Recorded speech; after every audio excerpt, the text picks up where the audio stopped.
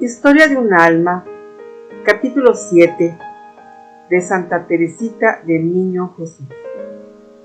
Primeros años en el Carmelo, 1888-1890.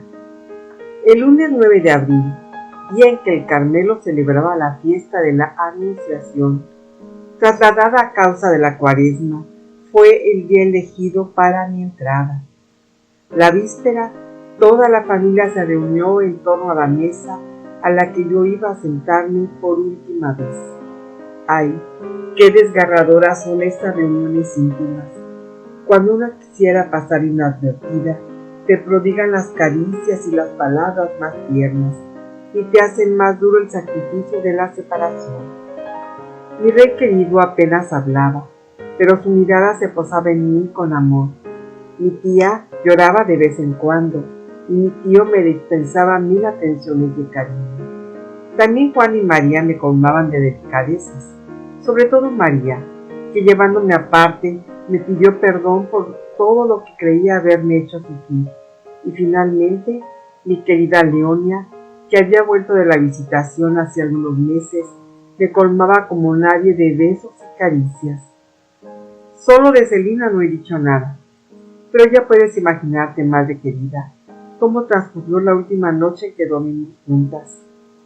En la mañana del gran día, tras echar una última mirada a los Buissonets, nido cálido de mi niñez, que ya no volvería a ver, partí del brazo de mi querido rey para subir a la montaña del Carmelo. Al igual que la víspera, toda la familia se reunió para escuchar la Santa Misa y recibir la comunión. En cuanto Jesús bajó al corazón de mis parientes queridos, ya no escuché a mi alrededor más que sollozos. Yo fui la única que no lloró, pero sentí latir mi corazón con tanta fuerza que cuando vinieron a decirnos que nos acercáramos a la puerta claustral, me pareció imposible dar un solo paso. Me acerqué sin embargo, pero preguntándome si no iría a morirme a causa de los fuertes latidos de mi corazón. ¡Ah, qué momento aquel! Hay que pasar por él para entenderlo. Mi emoción se tradujo al exterior. Después de abrazar a todos los miembros de mi familia querida, me puse de rodillas ante mi incomparable Padre, pidiéndole su bendición. Para dármela, también él se puso de rodillas y me bendijo llorando. El espectáculo de aquel anciano ofreciendo su hija al Señor, cuando aún estaba en la primavera de la vida, tuvo que hacer sonreír a los ángeles. Pocos instantes después, se cerraron tras de mí las puertas del Arca Santa y recibí los abrazos de las hermanas queridas que me habían hecho de madres y a las que en adelante tomaría por modelo de mis actos.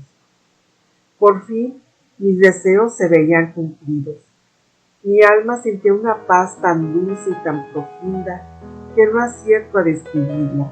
Y desde hace 7 años y medio, esta paz íntima me ha acompañado siempre y no me ha abandonado ni siquiera en medio de las mayores tribulaciones.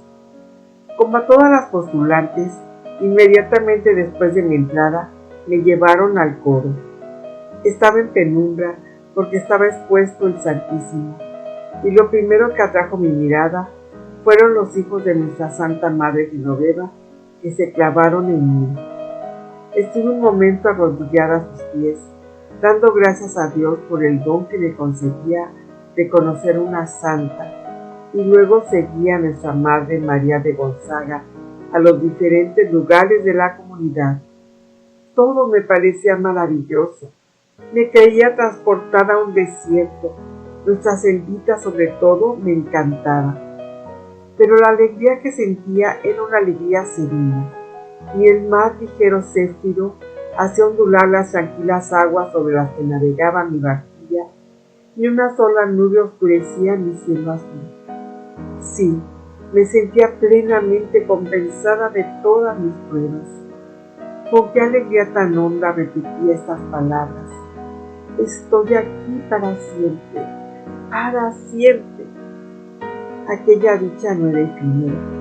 No se desvanecería con las ilusiones de los primeros días, las ilusiones. Dios me concedió la gracia de no llevar ninguna al entrar en el Carmelo. Encontré la vida religiosa tal como me la había imaginado. Ningún sacrificio me extrañó. Y sin embargo, tú sabes bien, madre querida, que mis primeros pasos encontraron más espinas que rosas. Sí, el sufrimiento me tendió los brazos, y yo me arrojé a ellos con amor.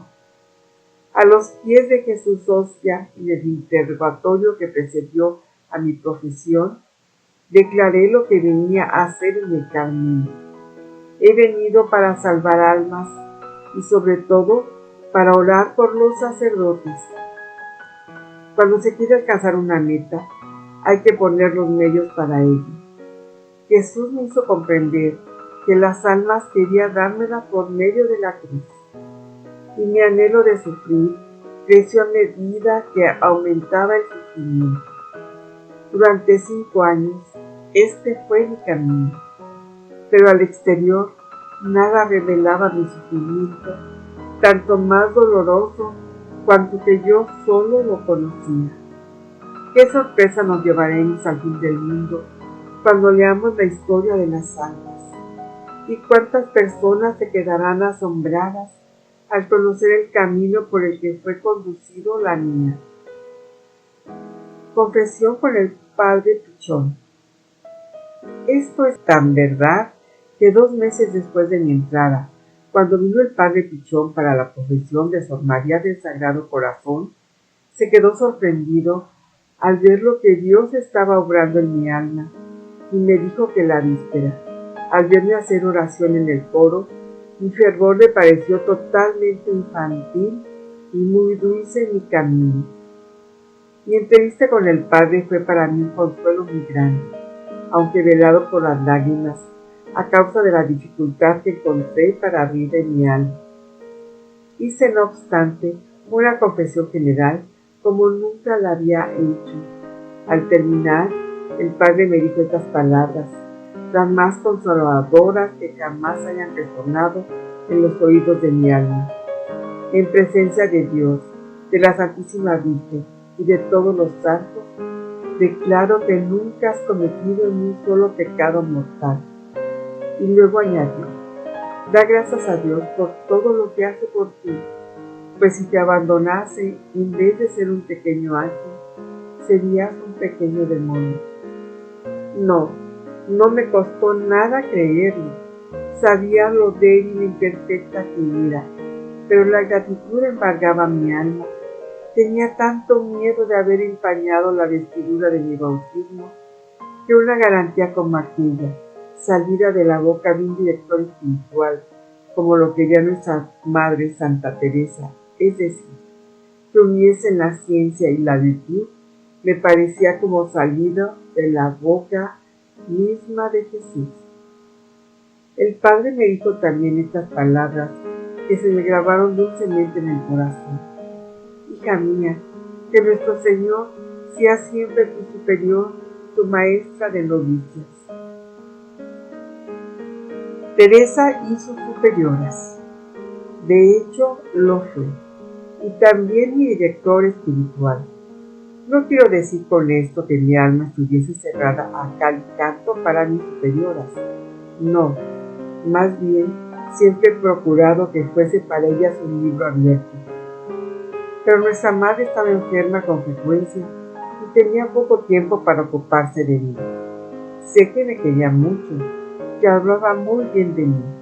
Sin embargo, Dios permitió que sin darse cuenta fuese muy dura. No podía cruzarme con ella sin tener que besar el suelo, y lo mismo ocurría en las escasas conferencias espirituales que tenía con ella. ¡Qué gracia inestimable! Cómo actuaba Dios visiblemente a través de la que estaba en su lugar. ¿Qué habría sido de mí si, como pensaba la gente del mundo, hubiese sido el juguete de la comunidad? Quizá, en lugar de ver a nuestro Señor en mis superioras, no me hubiera fijado más que en las personas. Y entonces mi corazón, que había estado tan protegido en el mundo, se habría atado humanamente en el claustro. Gracias a Dios, no caí en esa trampa. Cierto que yo quería mucho a nuestra madre, pero con un afecto puro que le elevaba hacia el esposo de mi alma. Nuestra maestra de novicias era una verdadera santa, el tipo acabado de las primitives carmelitas. Yo pasaba todo el día a su lado, pues era la que me enseñaba a trabajar. Su bondad para conmigo no tenía límites, y sin embargo, mi alma no lograba expansionarse con ella. Me suponía un gran esfuerzo hacer con ella la conferencia espiritual. Como no estaba acostumbrada a hablar de mi alma, no sabía cómo expresar lo que sucedía en mi interior. Una madre ya mayor intuyó un día lo que no me pasaba y me dijo sonriendo en la recreación: hijita, me parece que tú no debes de tener gran cosa que decir a las superioras. ¿Por qué dice eso, madre? Porque tu alma es extremadamente sencilla, y cuando seas perfecta, será más sencilla todavía, pues cuando uno más se acerca a Dios, más se simplifica. Aquella anciana madre tenía razón. No obstante la dificultad que yo tenía para abrir mi alma, aun cuando proviniese de mi sencillez, era un auténtico problema para mí. Lo reconozco hoy, que sin dejar de ser sencilla, expreso con gran facilidad lo que pienso. He dicho que Jesús había sido mi director espiritual. Cuando entré en el Carmelo, conocí al que podía haberlo sido, pero apenas me había admitido entre el número de sus hijas, tuvo que partir para el exilio, así que solo lo conocí para perderle enseguida. Reducida a no recibir de él más que una carta al año, por 12 que yo le escribía, pronto mi corazón se volvió hacia el director de los directores, y él fue quien me instruyó en esa ciencia escondida a los sabios y a los prudentes que él quiere revelar a los más pequeños. La Santa Faz. La florecita trasplantada a la montaña del Carmelo tenía que abrirse a la sombra de la cruz. Las lágrimas y la sangre de Jesús fueron su rocío, y su faz adorable velada por el llanto fue su sol. Hasta entonces, todavía no había yo sondeado la profundidad de los tesoros escondidos en la Santa Faz. Fuiste tú, madre querida, quien me enseñó a conocerlos. Lo mismo que hacía años nos habías precedido a las demás en el Carmelo, así también fuiste tú la primera en penetrar los misterios de amor ocultos en el rostro de nuestro esposo. Entonces tú me llamaste y comprendí. Comprendí en qué consistía la verdadera gloria. Aquel cuyo reino no es de este mundo, me hizo ver que la verdadera sabiduría consistía en querer ser ignorada y tenida en nada, en cifrar la propia alegría en el desprecio de sí mismo.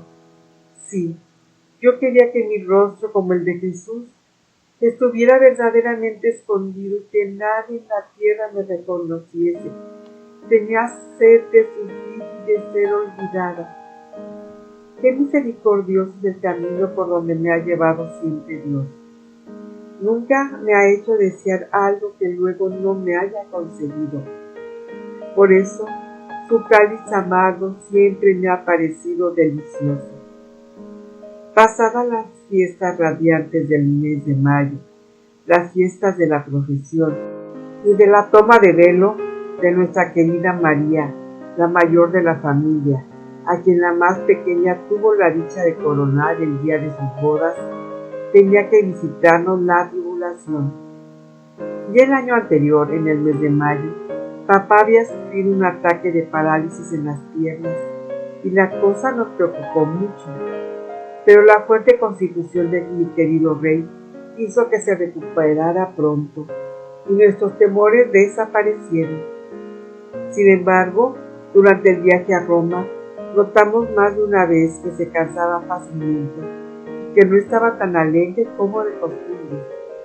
Lo que yo observé, sobre todo, fueron los progresos que papá hacía en la perfección. A ejemplo de San Francisco de Sales, había llegado a dominar su impulsividad natural hasta tal punto que parecía tener el temperamento más dulce del mundo. Las cosas de la tierra apenas parecían rozarle y se sobreponía fácilmente a las contrariedades de la vida. En una palabra, Dios lo inundaba de consuelos. Durante sus visitas diarias al Santísimo, se le llenaban con frecuencia los ojos de lágrimas y su rostro reflejaba una dicha celestial. Cuando Leones salió de la visitación, no se disgustó, ni se quejó a Dios porque no hubiera escuchado las oraciones que le había dirigido para obtener la vocación de su querida hija. Hasta fue a buscarla con cierta alegría. He aquí con qué fe aceptó papá la separación de su reinecita. Se la anunció en estos términos a sus amigos de Alencón. Queridísimos amigos, Teresa, mi reinecita, entró ayer en el Carmelo. Solo Dios puede exigir tal sacrificio. No me tengáis lástima, pues mi corazón rebosa de alegría. Había llegado la hora de que un servidor tan fiel recibiera el premio de sus trabajos, y era justo que su salario fuera parecido al que Dios dio al Rey del Cielo, a su Hijo único. Papá acababa de hacer a Dios ofrenda de un altar, y él fue la víctima escogida para ser inmolada en él con el Cordero sin mancha. Tú ya conoces, madre querida, nuestras amarguras del mes de julio, y sobre todo del día 24 del año 1888. Esos recuerdos han quedado demasiado grabados en el fondo de nuestros corazones para que haga falta escribirlos. Cuánto sufrimos, madre querida, y aquello no era más que el principio de nuestra tribulación.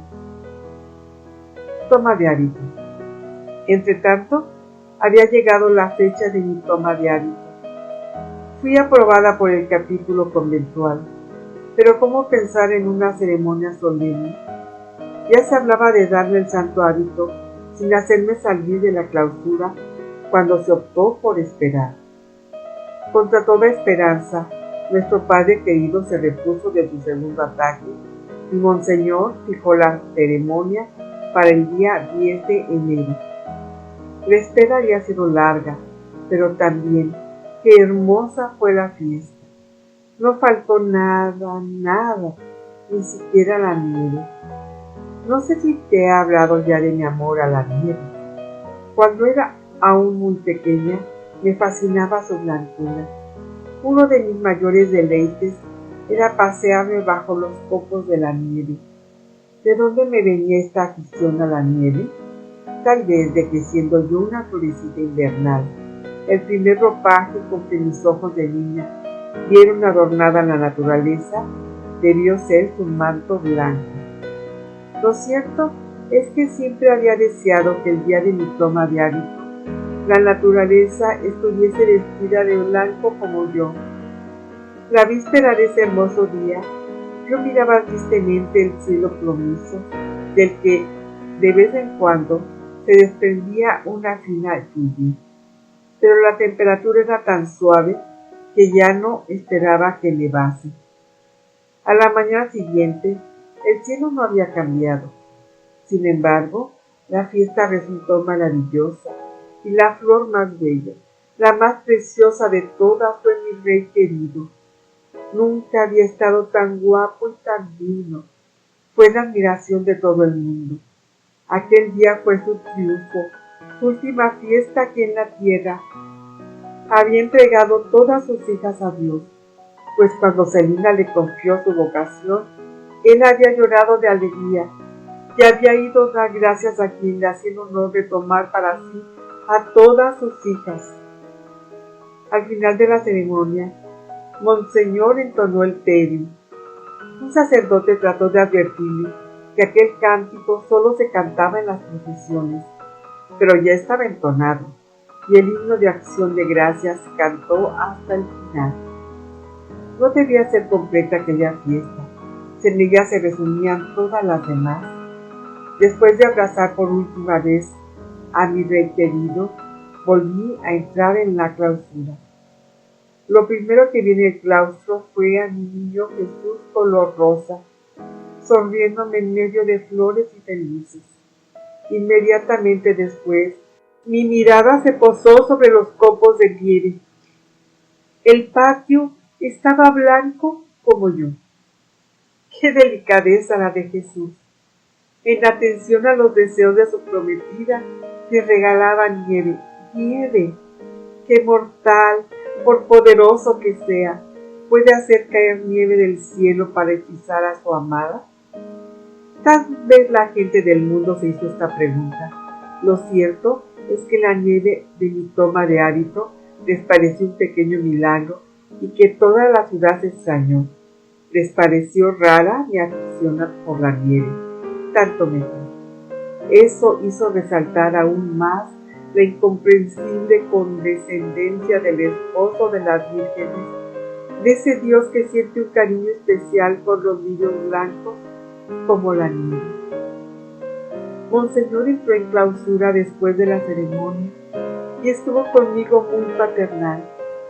Creo que estaba orgulloso de que yo lo hubiera conseguido y decía a todo el mundo que yo era su hijita. Siempre que su excelencia volvió a visitarnos después de aquella hermosa fiesta, se mostró muy bueno conmigo. Me acuerdo muy especialmente de su visita con ocasión del centenario de nuestro Padre San Juan de la Cruz. Me tomó la cabeza entre sus manos y me acarició de mil maneras. Nunca me había visto tan honrada.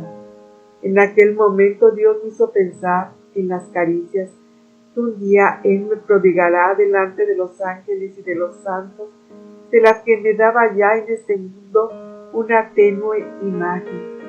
Por eso fue muy grande el consuelo que sentí. Enfermedad de papá. Como acabo de decir, la jornada del 10 de enero fue el triunfo de mi rey. Yo la comparo a la entrada de Jesús en Jerusalén el domingo de Ramos. Su gloria de un día, como la de nuestro divino Maestro, fue seguida de una pasión dolorosa, y esa pasión no fue solo para él. Así como los dolores de Jesús atravesaron como una espada el corazón de su divina Madre, así también se desgarraron nuestros corazones ante los sufrimientos de aquel a quien más tiernamente amábamos en la tierra. Recuerdo que en el mes de junio de 1888, cuando empezaron nuestras primeras angustias, yo decía: sufro mucho, pero creo que puedo soportar todavía mayores sufrimientos. No sospechaba entonces lo que Dios me tenía reservado. No sabía que el 12 de febrero, un mes después de mi toma de hábito, nuestro Padre querido bebería el más amargo, el más humillante de todos los cálices. No, ese día ya no dije que podía sufrir todavía más. Las palabras no pueden expresar nuestras angustias. Por eso, no intentaré describirlas. Aquel día, en el cielo, nos gustará hablar de nuestras gloriosas tribulaciones. ¿No nos alegramos ya ahora de haberlas sufrido? Sí, los 3 años del martirio de papá me parecen los más preciosos, los más fructíferos de toda nuestra vida. No los cambiaría por todos los éxtasis y revelaciones de los santos. Mi corazón rebosa de gratitud al pensar en ese tesoro que debe de despertar una santa envidia de los ángeles de la corte celestial. Mi deseo de sufrir se vio colmado.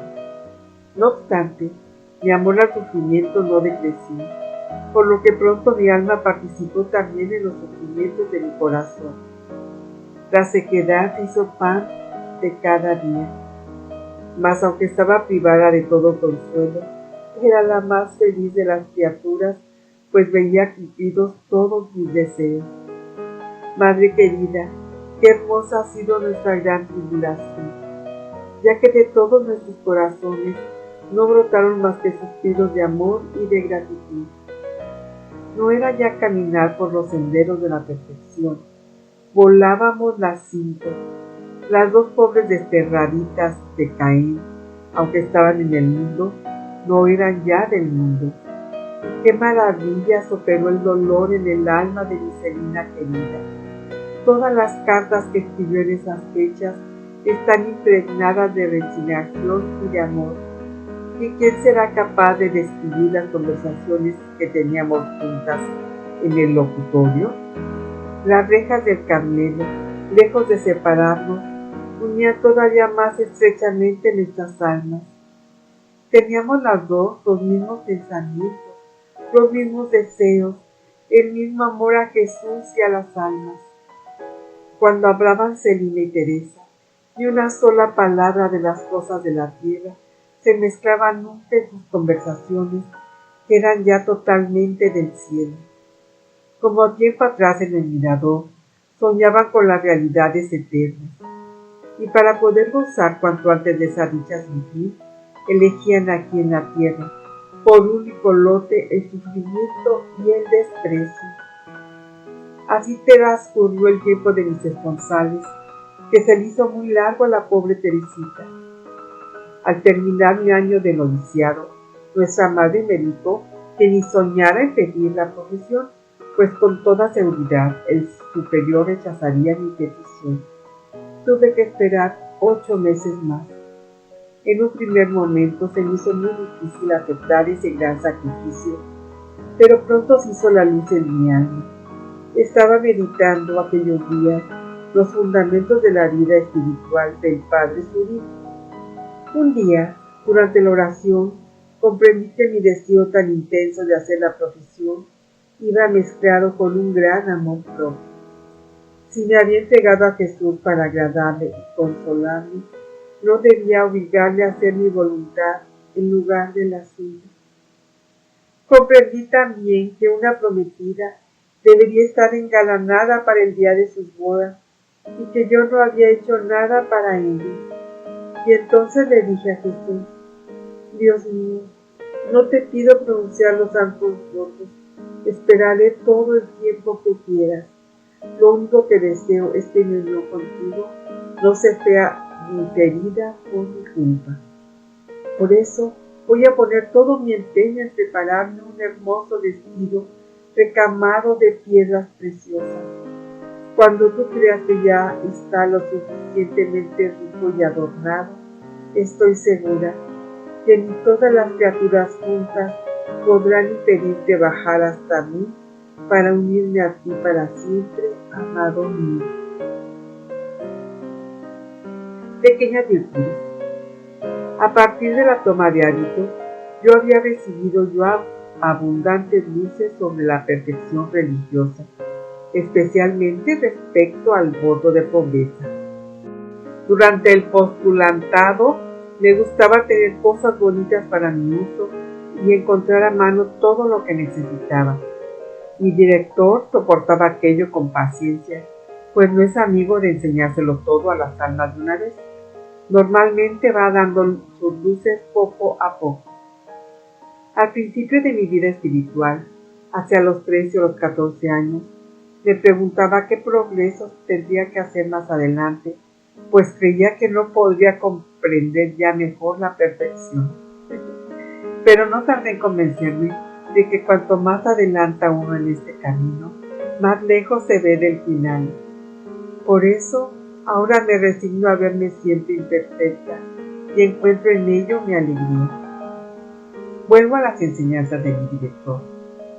Una noche, después de completas, busqué en mano nuestra lamparita en los estantes destinados a ese fin. Era tiempo de silencio riguroso, por lo que no podía reclamarla. Supuse que alguna hermana, creyendo coger su lámpara, había cogido la nuestra, que por cierto yo necesitaba mucho. En vez de disgustarme por verme privada de ella, me alegré mucho, pensando que la pobreza consiste en verse una privada no solo de las cosas superfluas, sino también de las indispensables. Y de esa manera, en medio de las tinieblas exteriores, fui iluminada interiormente. En esa época, me entró un verdadero amor a los objetos más feos e incómodos, y así sentí una gran alegría cuando me quitaron de la celda el precioso cantarillo que tenía y me dieron en su lugar un cántaro tosco y todo descostillado. Hacía también grandes esfuerzos por no disculparme, lo cual me resultaba muy difícil, sobre todo con nuestra maestra de novicias, a la que no quería ocultarle nada. He aquí mi primera victoria, que no fue grande, pero que me costó mucho. Se encontró roto un vasito colocado detrás de una ventana.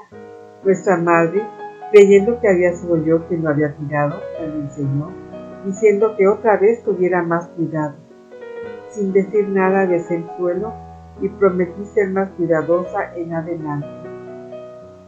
Debido a mi poca virtud, estos actos de vencimiento me costaban mucho, y tenía que pensar que en el juicio final todo saldrá a la luz. Me hacía también esta reflexión: cuando uno cumple con su deber, sin excusarse nunca, nadie lo sabe. Las imperfecciones, por el contrario, se dejan ver enseguida.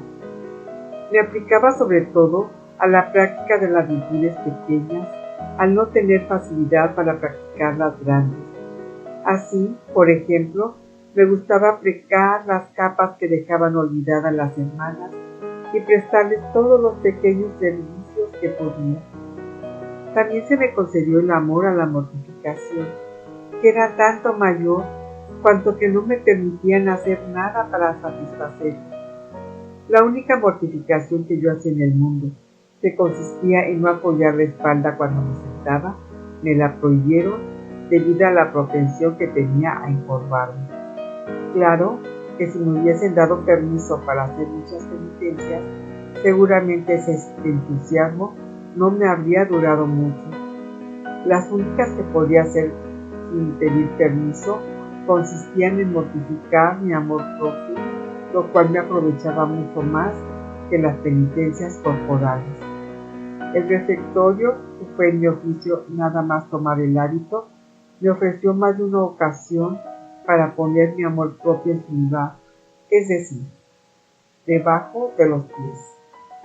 Es cierto que para mí era una gran alegría, madre querida, estar en el mismo oficio que tú y poder ver de cerca tus virtudes. Pero esa misma cercanía era para mí un motivo de sufrimiento. No me sentía libre como antaño para decírtelo todo. Teníamos que observar las reglas y no podía abrirte mi alma. En una palabra, yo estaba ya en el Carmelo y no en los Bustoinets bajo el techo paterno. Entretanto, la Santísima Virgen me ayudaba a preparar el vestido de mi alma, y en cuanto ese vestido estuvo terminado, los obstáculos desaparecieron solos. Monseñor me envió el permiso que había solicitado, la comunidad me aprobó y se fijó la profesión para el 8 de septiembre. Todo lo que acabo de escribir en pocas palabras requeriría muchas páginas de pormenores y detalles, pero esas páginas no se leerán nunca en la tierra. Pronto, madre querida, te hablaré de todo ello en nuestra casa paterna, en ese hermoso cielo hacia el que se elevan los suspiros de nuestros corazones. Mi traje de bodas estaba listo. Se hallaba recamado con las antiguas joyas que mi prometido me había regalado, pero aún no era suficiente para su generosidad. Quería regalarme un nuevo diamante de innumerables destellos. Las antiguas joyas eran la tribulación de papá, con todas sus dolorosas circunstancias. El nuevo diamante fue una prueba, muy pequeña en apariencia, pero que me hizo sufrir mucho. Desde hacía algún tiempo, a nuestro pobre papaíto, que estaba un poco mejor, lo sacaban a pasear en coche. Incluso se pensó en hacerle tomar el tren para venir a vernos. Y naturalmente, Celina pensó enseguida que había que escoger para ese viaje el día de mi toma de velo. Para que no se canse, decía, no le haré asistir a toda la ceremonia. Solo al final iré a buscarle y le llevaré muy despacito hacia la reja para que Teresa reciba su bendición. Qué bien retratado estaba ahí el corazón de mi Celina. Qué gran verdad es que al amor nada le parece imposible. porque para Él todo es posible y permitido. La prudencia humana, por el contrario, tiembla a cada paso y no se atreve, por así decirlo, a posar el pie en el suelo. Así, Dios, que quería probarme, se sirvió de ella como de un instrumento dócil en sus manos, y el día de mis bodas estuve realmente huérfana de padre en la tierra. Pero pudiendo mirar con confianza al cielo y decir con toda verdad: Padre nuestro que estás en el cielo,